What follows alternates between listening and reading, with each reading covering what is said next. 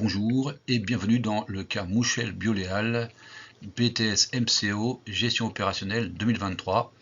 Nous allons aborder la partie 1 avec une tentative de correction. Donc pour le dossier 1, fixation des fruits des huiles bio. Alors, le contexte, des concurrents qui s'implantent dans la zone chalandise, et donc cette implantation oblige Madame Mougel à s'adapter et à revoir sa politique de prix concernant la famille des huiles bio. Alors pour la première question, calculer la marge commerciale et le taux de marque de chaque référence ainsi que le taux de marque pour l'ensemble de la famille des huiles bio. Commenter. Donc là, la première étape consiste à faire un tableau. Vous marquez des points si vous faites ça de façon organisée.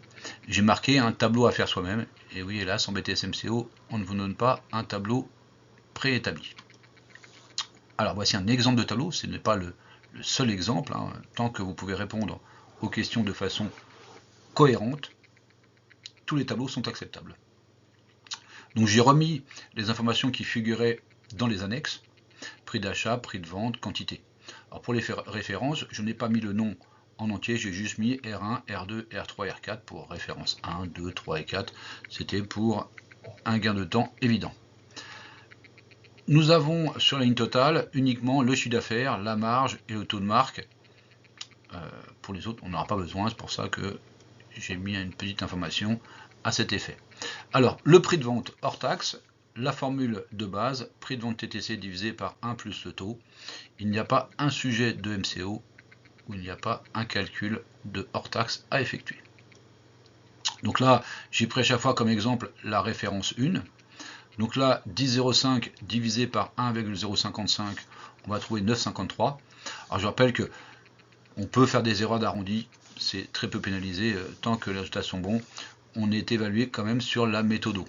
Donc peut-être que même moi j'ai fait quelques erreurs d'arrondi, mais voilà, l'important là c'est vraiment de travailler sur la méthode et comprendre le sens général de ce sujet. Le chiffre d'affaires, donc le chiffre des affaires, l'ensemble des ventes, nous allons pouvoir prendre le prix de vente hors taxe fois les quantités. Je peux prendre le TTC, mais ça aurait été moins pratique après pour faire certains calculs. Donc là, nous avons nos calculs, donc 953 multiplié par 95, et on va trouver 904,98, 1549, 157, etc., etc. Troisième calcul, la marge unitaire. Donc la marge, c'est l'argent qu'on gagne sur un produit. Elle se calcule toujours hors taxe. Donc prix de vente hors taxe moins prix d'achat hors taxe, c'est la formule de base. Toujours pour la première référence, nous allons faire 953 moins 622, et on va trouver 331. On fera pareil pour les suivants, donc 331, 407, 347 et 314. Il y a toujours un côté répétitif dans les sujets de BTS MCO. On veut que vous puissiez faire plusieurs calculs justes, même si c'est la même méthode. La marge totale, donc c'est la marge sur l'ensemble des produits que je vends. Donc là, cette fois-ci, on va pouvoir partir de la marge unitaire multipliée par les quantités vendues. Ou alors, on aurait pu faire le chiffre d'affaires hors taxe moins l'ensemble des achats. Mais là, ça m'aurait fait rajouter une colonne totale des achats, et faire la quantité fois le prix d'achat hors taxe.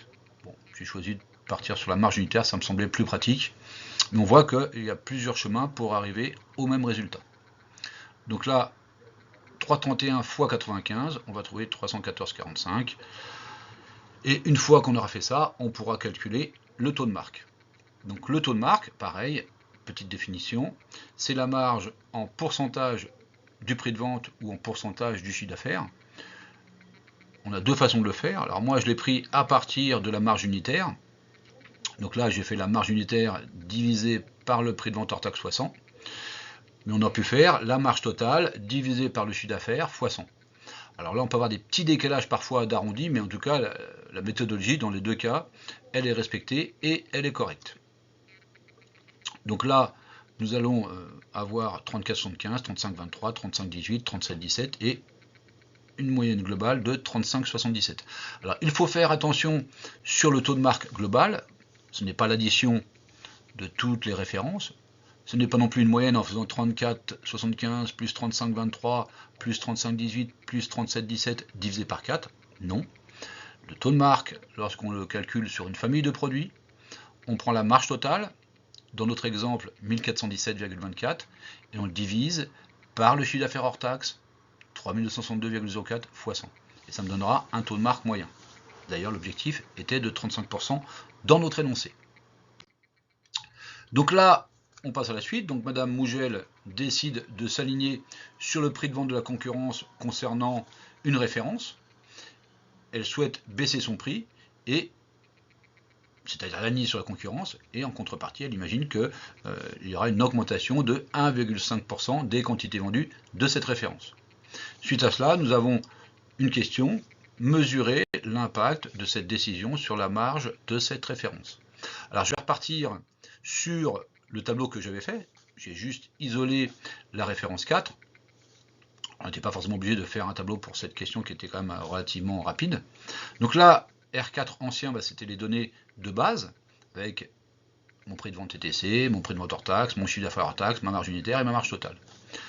Pour le nouveau, on vous dit que le prix de vente de la concurrence, c'est 8,60 TTC, comme indiqué dans l'annexe 2, puisque nous, on doit s'aligner sur le concurrent. En ce qui concerne les quantités, on nous dit qu'elles progressent de 1,5% par rapport à ma situation de base. Donc soit je fais 160 fois 1,015, je trouverais 162, quelque chose, mais j'ai arrondi au plus proche. Ou alors je pouvais faire 160,1,5%, je trouvais un résultat, puis je l'additionnais à mes 160. Quoi qu'il arrive, je trouvais 162, enfin avec des virgules, mais comme c'est des produits, j'ai pris un nombre entier à chaque fois.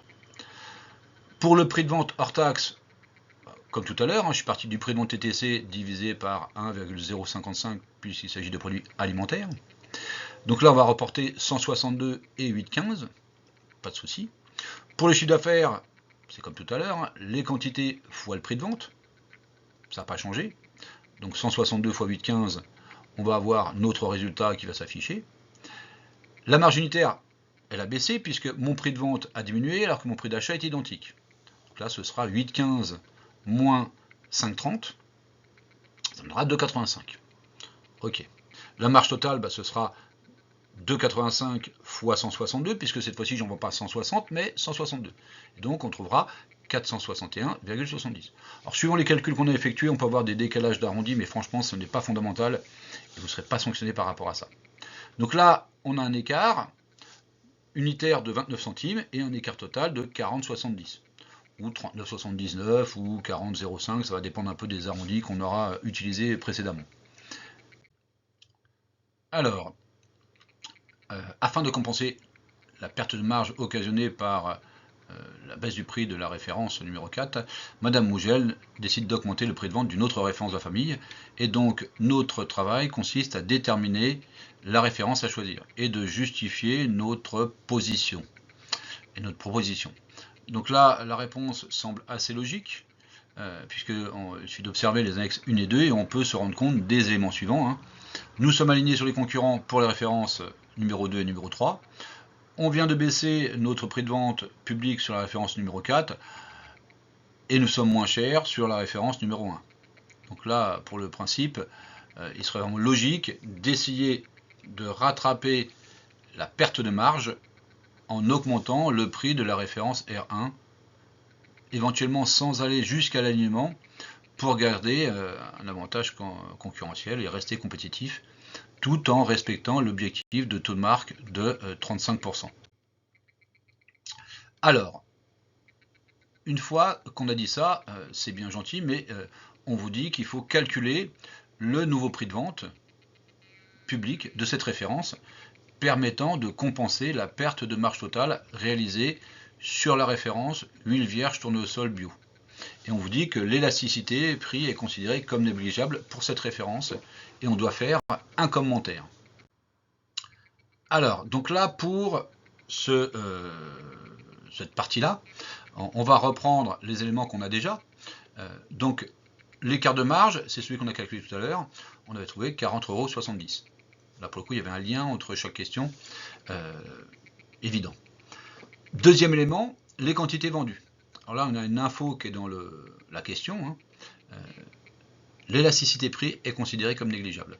Cette phrase, elle signifie quoi? Elle signifie que la quantité qui sera vendue est identique, malgré le fait qu'on ait augmenté le prix.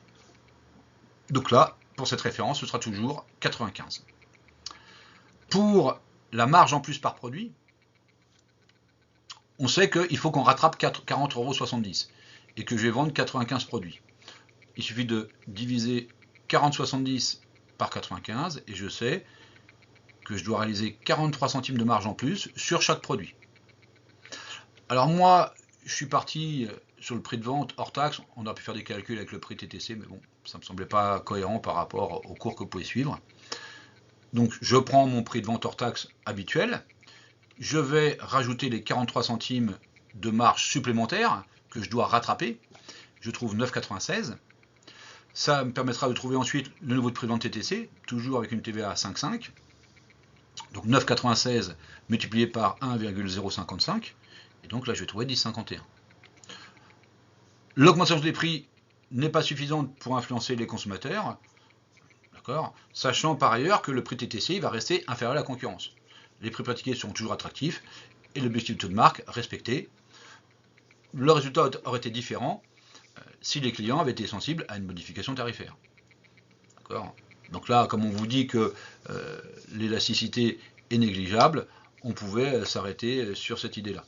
D'accord, que finalement, même en réintégrant la marge dans le nouveau prix de vente, j'étais quand même légèrement inférieur à la concurrence, donc ça me permettait quand même d'être attractif. Voilà, ce sera tout pour cette partie qui correspond au dossier 1 du BTS MCO 2023.